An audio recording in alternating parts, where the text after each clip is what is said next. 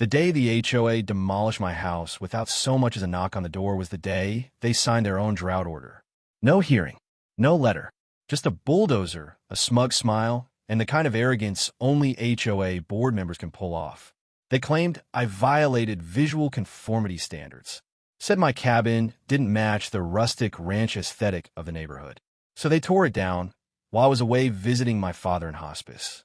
But there's one thing Karen and her clipboard militia didn't know.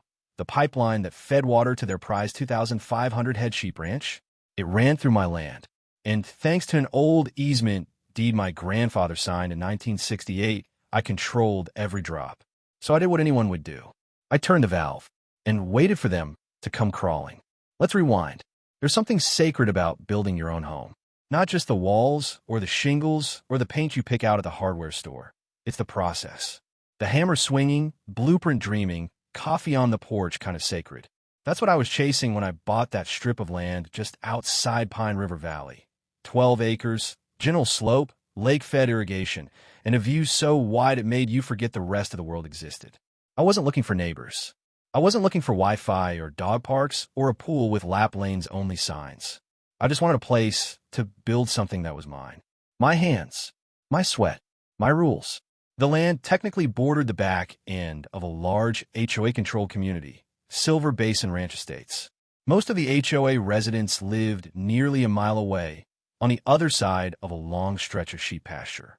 The only road that ran near my build site was county-owned, and my property was carved out of an old family tract that had existed long before the HOA had paved their first curb. I filed all the permits. I worked with the county for 6 months to make sure everything was compliant. I even had the original well rights and irrigation easement recorded, passed down from my grandfather's land. In short, everything I was doing was perfectly legal, and that made no difference to the HOA. They first introduced themselves with a letter. Typed in all caps, it read, "To the occupant of Lot 34B, please be advised you are in violation of Article 14, unauthorized residential construction within view of HOA ranch community. Cease work immediately and contact the Architectural Review Committee." I remember reading that line 3 times. I didn't live in Silver Basin. I never agreed to their bylaws. My land wasn't listed in their filings. But apparently, being visible from a community trail used for seasonal sheep herding was enough for them to think they had authority. I ignored the letter. Then came the visits. A woman named Claudia, short, severe, and full of tightly wound power, pulled up in a black SUV one morning while I was framing the back porch. She didn't say hello. "This structure is non-compliant," she said, arms crossed. "With what?" I asked. "With the visual guidelines of Silver Basin. We require all homes within sight of the North Ridge to conform to traditional Western ranch architecture. This is too modern." I blinked. "It's a log cabin." "Still too modern," she sniffed. I told her the land wasn't theirs, that it fell outside their map, that she had no jurisdiction.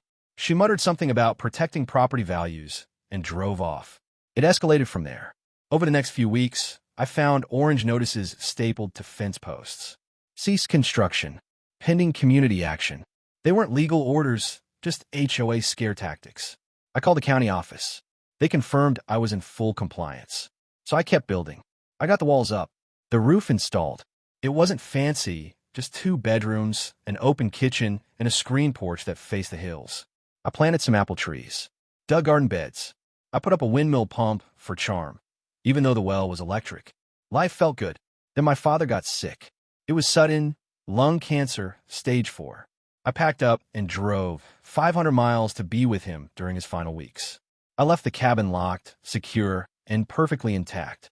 When I returned 3 weeks later, it was gone. Not damaged, not vandalized. Gone. I turned onto my driveway expecting to see the porch swing, the cedar planks, the garden I had planted with my own hands. Instead, I saw dirt. Scorched, churned, and flattened. A patch of raw land where my house used to be. For a moment, I thought I was on the wrong property. Then I saw the mailbox. Bent, half buried, with my name still painted across it in white letters. I dropped to my knees. The first instinct was disbelief, then panic, then rage. I walked the grounds like a ghost. Where my porch had been was a tire rut. Where my front door had stood was a single hinge, glinting in the dust. No construction tape, no warning, no apology. Just a folded letter in a plastic sleeve nailed to a stake in the ground. Structure removed per emergency order. Silver Basin HOA. Violation of Community Visual Compliance, Standard 7C. Restoration underway. Restoration? They didn't restore anything. They erased it. I drove straight to the sheriff's office. He was kind but not helpful. They claimed it was authorized, he said. They submitted a letter saying the structure was non-permitted and dangerous. But the county said I was fine. He nodded. Unfortunately, they acted under the pretense of emergency community protection.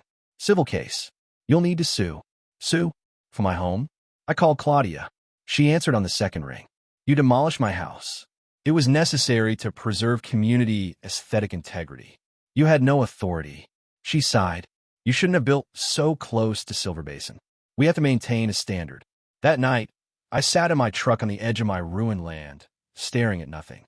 All the work, the memories, the time I'd sacrificed with my dying father just to come back and rebuild. All of it, flattened in a few days by a group of people who thought a view was more important than a life. And then, just before midnight, as the wind picked up and the last stars blinked through the clouds, I remembered something. The water line. The HOA's prized sheep ranch. The one they brag about in their newsletters and showed off to investors. It relied on one critical thing, a narrow irrigation canal that ran across my land. Water they assumed was permanently available. Water their livestock and their reputation depended on. They thought I was just another problem to bulldoze. They forgot whose land they were drinking from. And I was done being nice. Grief does strange things to a person. In the first few days after the demolition, I didn't sleep much. I'd sit in the truck, parked beside the flattened earth where my home used to stand, the headlights off, the engine ticking quietly as it cooled. Some nights I'd get out and walk the property line, trying to make sense of how something so solid, so carefully and legally built, could be taken from me like a pop-up tent in a windstorm. I wasn't just angry. I was hollow. But grief, when it's done tearing you down, sometimes gives you clarity. So instead of staying in mourning, I started digging, not with a shovel, but with paperwork. First, I drove to the county clerk's office in Silver Hollow.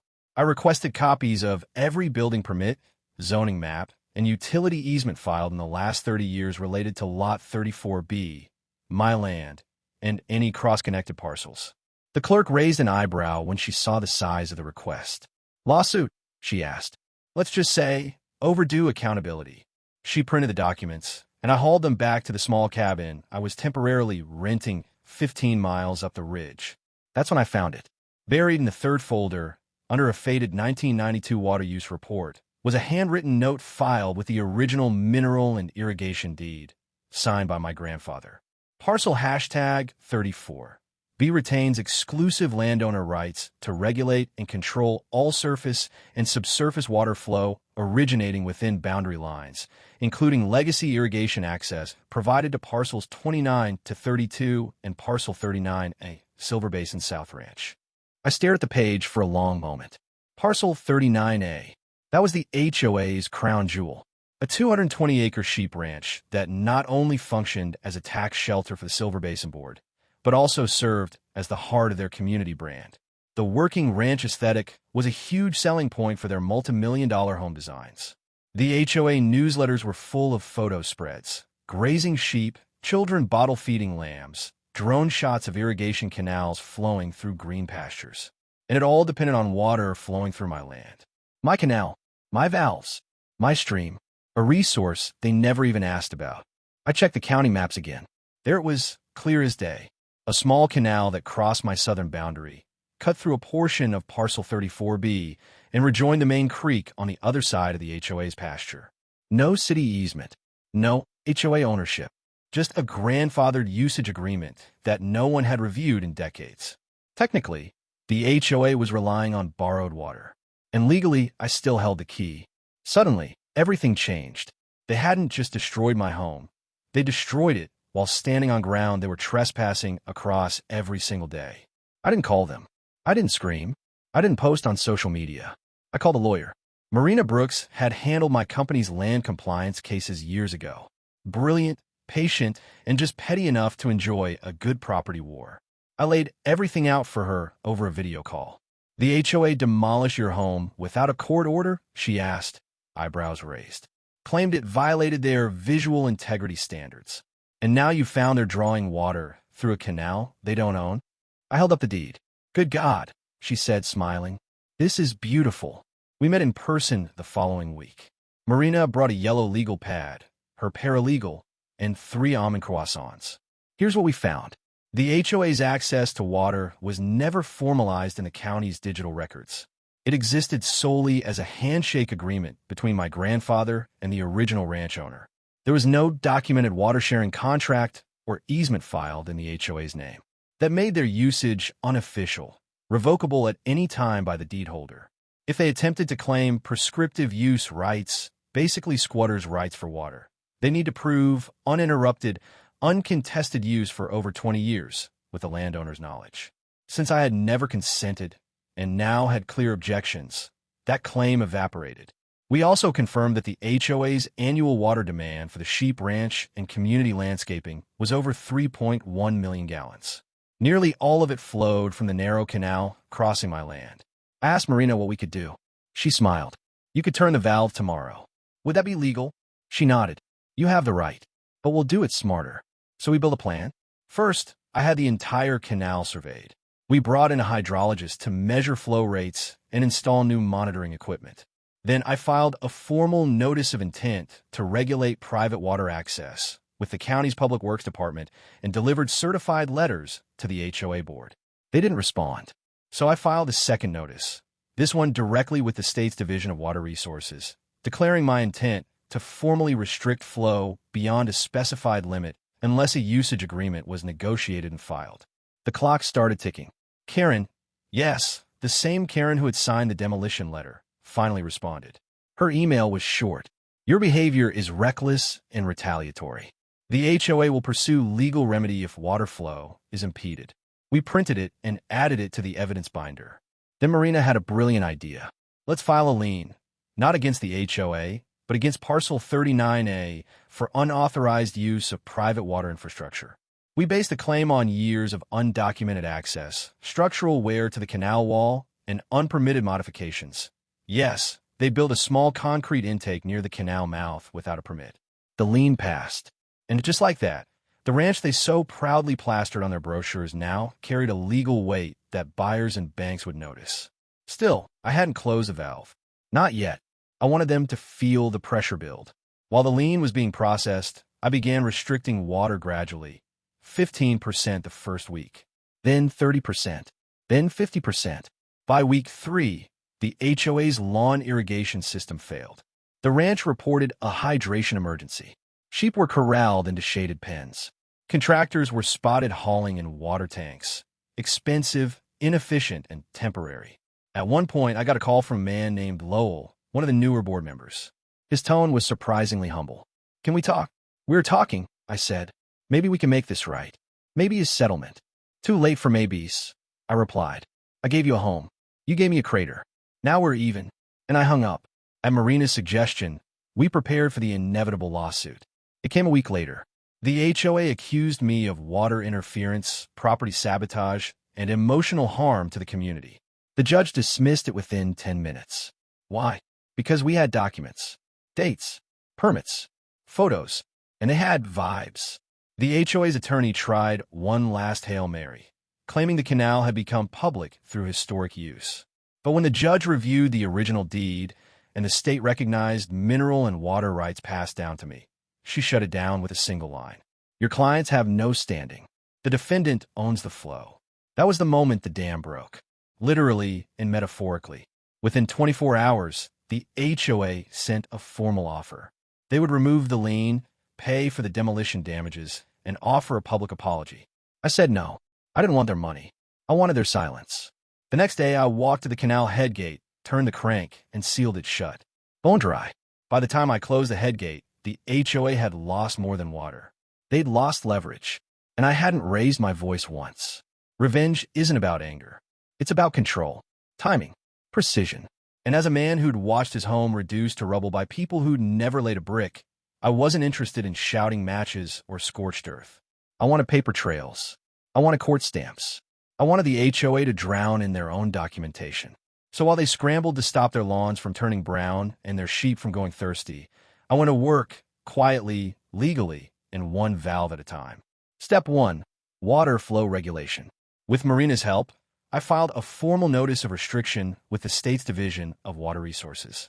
It cited my grandfathered rights and documented usage abuse by Parcel 39A, which included unpermitted diversion structures, canal wear and tear, and failure to maintain access roads. This wasn't some angry letter.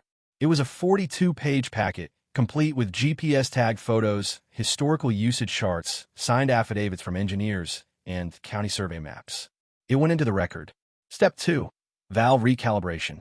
Next, I contracted an irrigation technician, small outfit, local guy named Felix who'd done ranch systems for years. Under Marina's supervision, he installed a calibrated flow-regulating gate at the canal head. It was solar-powered and legally compliant. Every adjustment was documented and time-stamped. Flow was reduced to 30% of average. The remainder was rerouted through a backup channel leading to my side garden, 100% legal under my deed. Within a week, the effects were visible. The HOA sheep ranch, previously green and manicured like a brochure, started drying up. The grass thinned. Dust kicked up during morning herding. Photos in their newsletter showed smiling children feeding lambs, but the backgrounds were browning. Then came the calls. Board members reached out, first with pleasantries. "Hey there, we'd love to chat about the water situation." Then with pleading, "We're worried about the animals. Surely you don't want to hurt them." Then with veiled threats. This kind of behavior might be considered malicious interference.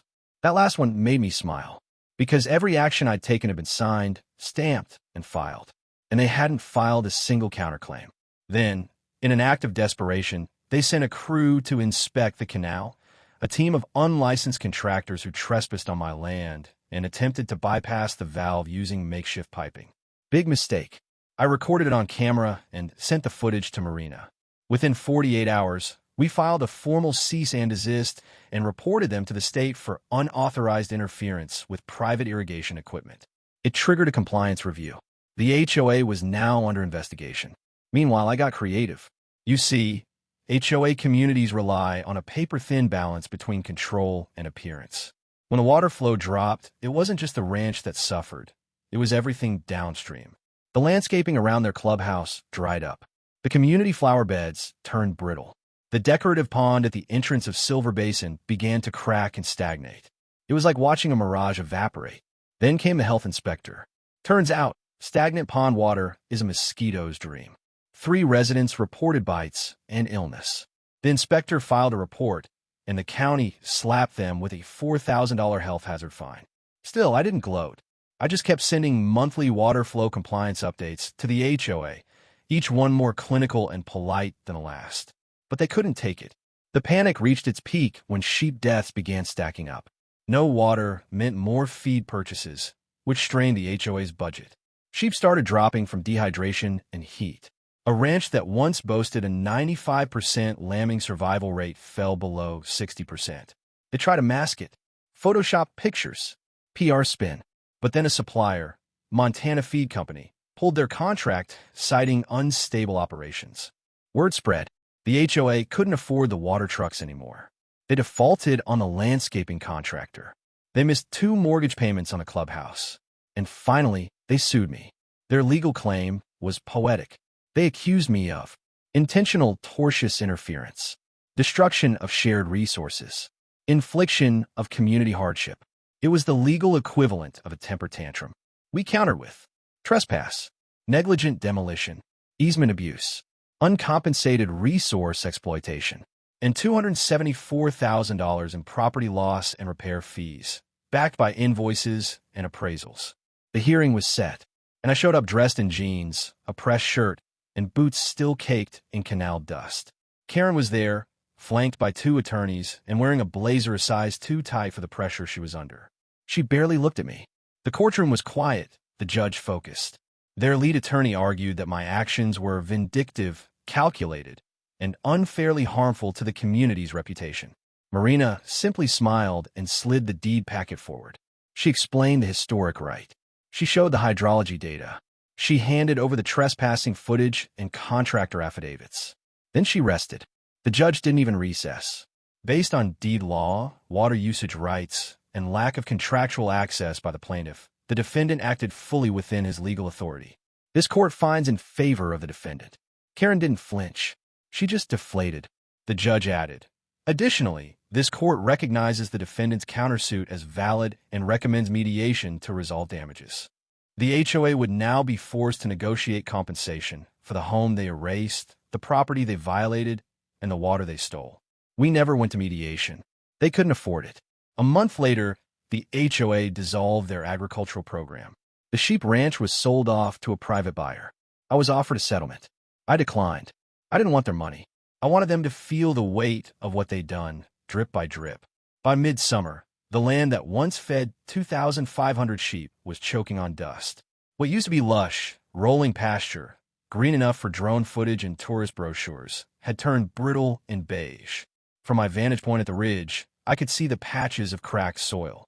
The hoof trails that had once carved gentle arcs through clover now carved nothing but dirt. The water hadn't returned, and it wouldn't. The ranch's owners, technically the HOA, but largely fronted by 3 executive members who had no agricultural background, were scrambling. They brought in water tanks for 2 weeks, but the cost was staggering. $6,000 a week, minimum, just to keep the herd from collapsing. And even then, it wasn't enough. Livestock buyers began to back out. The annual lamb contract with Wool Pro fell through. 2 suppliers refused to deliver until the property regained operational stability. The final blow came when the State Agricultural Compliance Board flagged the ranch for animal stress indicators. Meanwhile, I was restoring my own land. I didn't rebuild the house yet, but I cleaned the plot, planted a windbreak of pine saplings, and installed a trail cam at the southern fence line, mostly for peace of mind. That's when they came to me. It was late afternoon when I saw the black SUV pull up to my gate. I watched from a lawn chair under the shade of a tarp rigged between 2 posts. Claudia, the once commanding HOA president, stepped out, followed by 2 tired-looking board members. One of them, Lowell, had emailed me 3 times before. I hadn't replied. She called out before I could stand. We just want to talk. I stayed seated. You're on my land. Lowell stepped forward, hands raised. We aren't here to argue. We know things got out of hand, but we're at a breaking point. Claudia scowled at him, but said nothing. I let the silence hang for a beat. Then I stood, walked slowly to the fence, and rested my hands on the top rail. Talk. He swallowed. The ranch is failing. The sheep aren't getting enough water. We've lost 3 breeding contracts, and if we don't restore flow by next month, we're looking at foreclosure. And I asked. Claudia snapped. You've made your point. You won. Now fix it. That flicker of entitlement, that final gasp of superiority, almost made me laugh. You tore down my home, I said quietly. No letter, no court, no hearing, just a bulldozer and an excuse. That structure violated. Not a single legal statute, I interrupted. The county confirmed that. What you violated was decency. Lowell said, we didn't understand the water rights. No, I said, you didn't bother to understand. You assumed. You bulldozed. You ran your community like a kingdom and figured everyone else would kneel. Claudia folded her arms. So what? You let the sheep die? Punish animals for our mistakes. I looked her straight in the eye. Those sheep lived because of my land. My grandfather's water. That ranch should have asked permission 20 years ago. Instead, they treated the canal like their birthright. We'll pay, she said, softer now. We'll settle. How much do you want? That's when I pulled out the folder. Inside was the easement agreement, the same one they never knew existed. I passed it through the gate. Claudia flipped through the pages, her hands trembling. It was all there, the deed, the usage clause, the handwritten signature from 1968. It didn't just give me control. It gave me veto power over any structure, modification, or commercial usage of the water. And their intake valve? It was technically an unpermitted fixture built on private land. Your water isn't yours, I said. Never was. And now, legally, it never will be. Lowell looked pale. Claudia's voice broke. Please. But it was too late. 3 days later, she resigned from the HOA. The board followed, one by one, like dominoes. No one wanted to stay at the helm of a ship they'd already sunk. The newsletter stopped arriving. The community board shut down. For the first time in a decade, the Silver Basin HOA had no president, no quorum, and no power. Then came the bank notice. I got a copy from Marina, who had been quietly monitoring public records. The ranch was $190,000 behind on its obligations. The agricultural loan they'd taken out based on projected lamb sales had defaulted. The lien we'd placed for irrigation abuse tipped the balance. The foreclosure was scheduled. By fall, the property was listed at auction. The sheep were gone. A local farmer adopted the healthiest ones. The rest had been sold off at a loss, many to lower-grade processors. It was a quiet tragedy, and as much as I'd hated what the HOA had done to me, I couldn't help but feel a flicker of sadness for the herd. They didn't vote. They didn't find me. They just grazed where they were pointed. But I wasn't about to reopen the canal. Instead, I filed a motion to reroute the flow to a conservation trust downstream. A native tribe had expressed interest in restoring the lower wetlands, a project my grandfather had once dreamed about. Marina helped finalize the deal. That water now fed willow groves and bird habitats instead of ornamental lawns and HOA nature trails. The community at Silver Basin unraveled after that. Without the ranch, their branding collapsed. Home values dipped. Several houses went up for sale. New families moved in, less interested in HOA policies and more interested in rebuilding trust. The weeds grew taller than the signs that once declared pride in tradition. 1 year to the day after my house was demolished, I walked the trail along my canal. The sun was warm. The trees I'd planted were taller. The land had healed more than the people. As I stood by the sealed valve, I saw a faded clipboard floating near the edge of the canal, half buried, warped by water, covered in algae. Karen's rules, I imagined. Useless now. I smiled, picked up the clipboard, and hung it on a nail near my tool shed, like a trophy. The HOA tried to bury me with rules, but they forgot who owned the water. I didn't rebuild right away. After everything, the demolition, the lawsuits, the silence that followed, I needed time. Not to cool off, but to listen. To the land. To the water. To something older and wiser than rules scribbled in HOA newsletters. The ranch was gone. The HOA dissolved. And Silver Basin, once the shiny jewel of controlled living, became a quiet valley again. Fences sagged. Signs faded. The sheep pastures were still. There was something poetic in that. The land was resting too. A few months after the foreclosure, I got a call from the Dry River Tribal Council. They'd heard about the canal, the easement, and the lien. They'd seen the headlines about the HOA that destroyed a man's home and ended up losing its entire water supply. But what they were really interested in was the opportunity to restore something deeper, an ancient wetland system that had been choked off decades ago when the canal was built to feed the ranch. We want to give it back to the birds, the reeds, the soil, the woman said on the phone. With your permission. I met with them in person. They showed me a plan, real paper maps, handing flowcharts, stories passed down of willow trees, so thick they cooled the air in midsummer. It felt right. So I sold the canal, easement, valve, everything, directly to the Dry River Trust. Not for profit, but for promise. Within 6 months, the flow was rerouted. Volunteers and tribal stewards tore out the old concrete intakes. They reshaped the soil by hand, planted native grasses, released beavers into the bends. And that summer, for the first time in 40 years, the marshlands bloomed again. Herons returned. So did songbirds and wildflowers. Silver Basin watched from distance. There were no protests, no angry letters, just quiet acknowledgement that something bigger than bylaws had taken root. As for me, I finally built again, not on the same spot as before. I chose the ridge, just above the old canal route, tucked among cottonwoods and shielded by a curve in the hill. I designed the home myself. Solar panels, gray water reclamation, a wood stove in the center, and a porch that faced nothing but sky and horizon. No roads led to it directly. No easements passed through it. No HOA within 10 miles. I didn't apply for a single exterior compliance permit. Didn't ask permission to plant wild plum trees or build a shed with mismatched boards. I just did it. And when it was done, I sat on the porch, coffee in hand, and listened. No more notices. No more fines. No more anyone telling me what belonged and what didn't. The only thing I saw out there, besides the land itself, was peace. A few former residents from Silver Basin eventually reached out. Not to complain, but to thank me. The collapse of the HOA, it turned out, had set them free too. Without mandatory landscaping rules or $400 a month dues, families started gardening again. One woman said she painted her front door bright yellow just because I could. Someone else told me they'd strung Christmas lights in July and no one said a word. Order hadn't left. Fear had. Community, I learned, doesn't need a committee. It needs breathing room. Now, every spring, the water flows again, not through pipes, but through channels worn by memory. The marsh sings. The wind carries it uphill. And every time I hear it, I remember they tore down a house, but they couldn't touch the foundation. Because that was mine. Always had been. This time, it's untouchable. This time, they'd have to move the earth to take it away. Sometimes you don't need to raise your voice. You just need to close a valve. They bulldozed my house with paperwork. They hid behind rules they didn't even understand. They thought silence meant weakness. They thought I'd fold. But what they didn't know, what they never bothered to check, is that I held the one thing their entire empire ran on: water. And when they pushed too far, I didn't fight with fists or fury. I didn't scream.